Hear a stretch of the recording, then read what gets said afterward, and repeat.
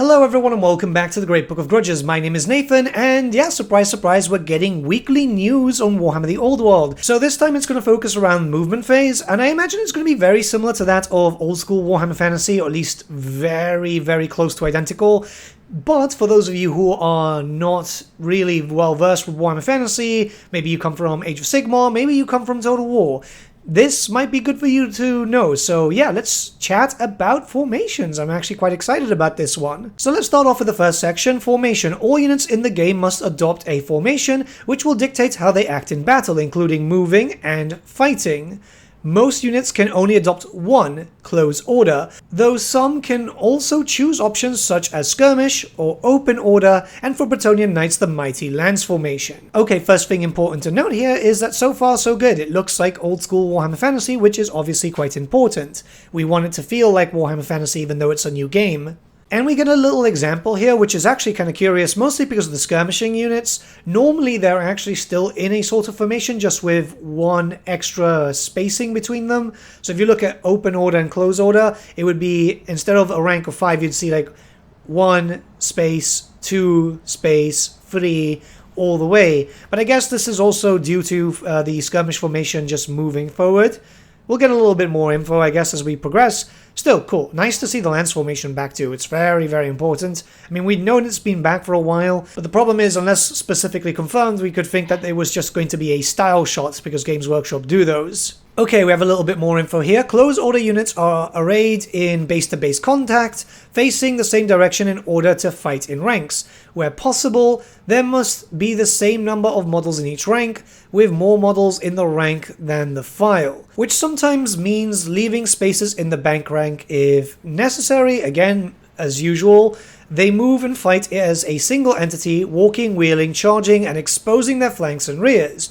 The more full ranks you have, the greater advantage in your combat. When they need to move rapidly, your units can adopt a marching column, reforming into a shape that's deeper than it is wide. A unit formed this way may not charge, and earns no rank bonuses in combat, but it can move at triple speed. Oh, okay, that's actually much better. Back then, marching, you'd have to be in a normal formation. It was basically just like combat order, and you would move double, but this is triple. This is actually quite good if you're trying to get there quite quickly. So here we have some examples about, combat order or marching column. So combat order, this unit is wider than it is deep, i.e. has more models per rank than it has per file. Therefore, it's said to be in combat order. So there you can see 15 units, ranks of 5 into 3 different sections. That's not too bad.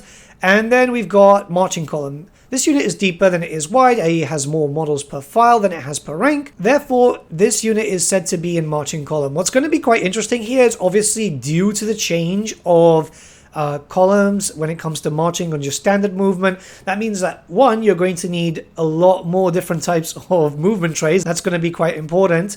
Second thing, it's going to be weird seeing ranks of 4. Normally it was just like ranks of 5, everything was just base rank of 5, or going all the way up to 10.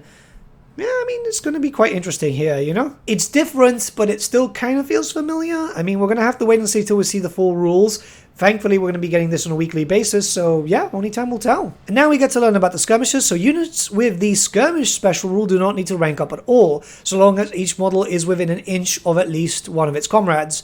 They can fan out. Yeah, kind of how it worked before, but a lot of people kept them together mostly because movement trays. It just was a lot easier. You don't have to, but it was just easier to deal with. They tend to be highly maneuverable, harrying enemy units with missile fire and hit and fade flank charges.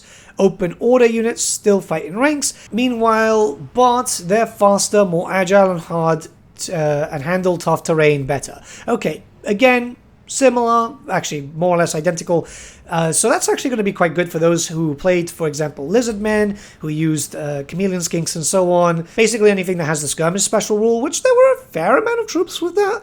Not so much with the starting, like the core factions that we're seeing, unless things have obviously changed. All I can really think of is just generally some Ungors, maybe some of the War Dancers. Obviously, yeah, the War Dancers had that too. But yeah, again, cool. I love when I don't have to actually get critical about this stuff, because it shows that the developers for Warhammer the Old World are really putting a lot of passion and making sure that everything feels the same, but also has some differences. So we're getting some information on the phase itself. This one's pretty cool. I love the artwork there. There's plenty more to it than that, but it's now time to take a look at the movement phase. This is, as with every phase in game, divided into 4 parts. The first of these is declare charges, in which the active player nominates each unit that they want to charge and their targets. Charging is the only way to enter combat, and there are a couple of caveats. The target must be visible to your unit and at least partially in its front arc, and your unit cannot be fleeing, rallied this turn, or already engaged in combat. You may, however, pre-measure the distance to your targets. Okay, again, similar, well, identical to Warhammer Fantasy. This is pretty good. Charges are always done first because that's how you just do everything in terms of combat, right? I do wonder about one thing here, because they say that charging is the only way to enter combat. Not necessarily, because technically random charges and random movement also did that too. Hopefully those haven't been removed. I know they want the best rules, like for example the Doom Wheel, but it was always kind of funny. After all this, the inactive player declares charge reactions. Most units may hold to receive the charge, stand and shoot if they have missile weapons, and are further away than the charging unit's movement characteristics, or flee by pivoting around 180 degrees and trying to escape. If you're caught, however, you'll be run down and destroyed. Beyond that, some especially alert units may countercharge.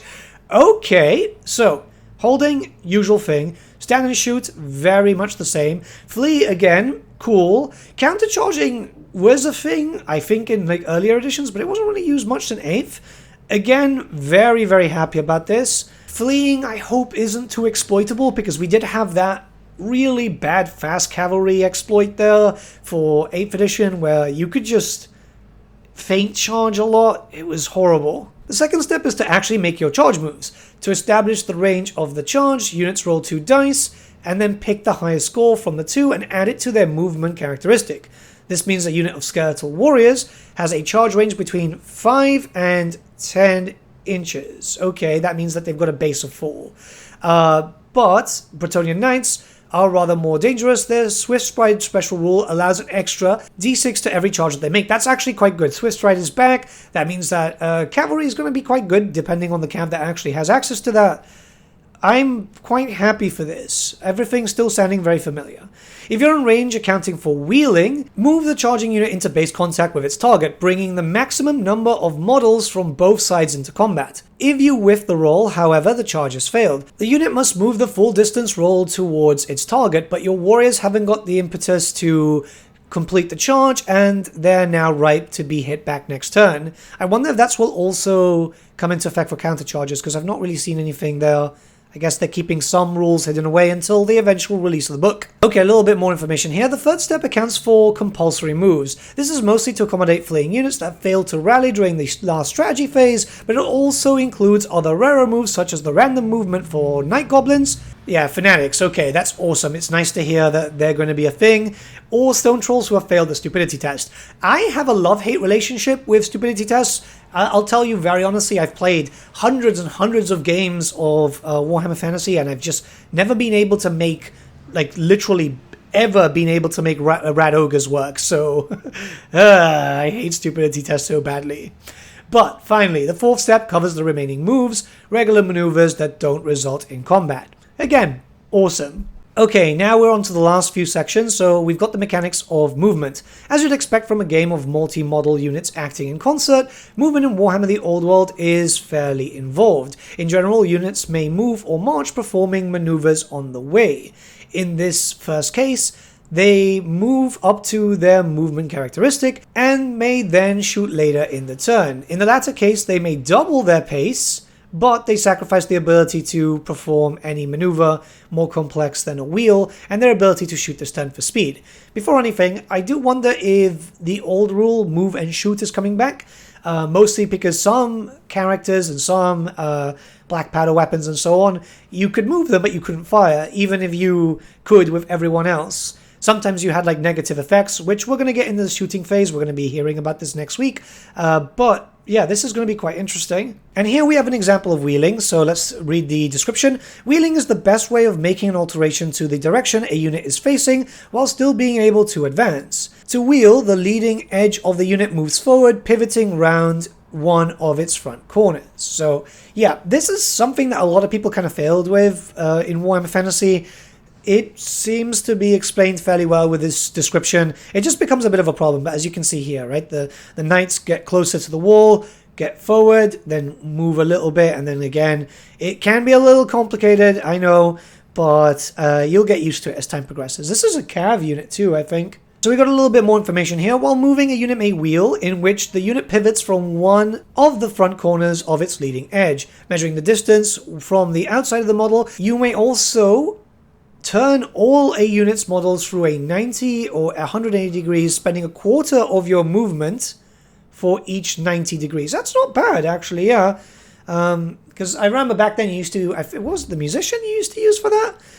Move backwards or sideways at half pace, and readdress the ranks, or reform. Okay, that's not too bad.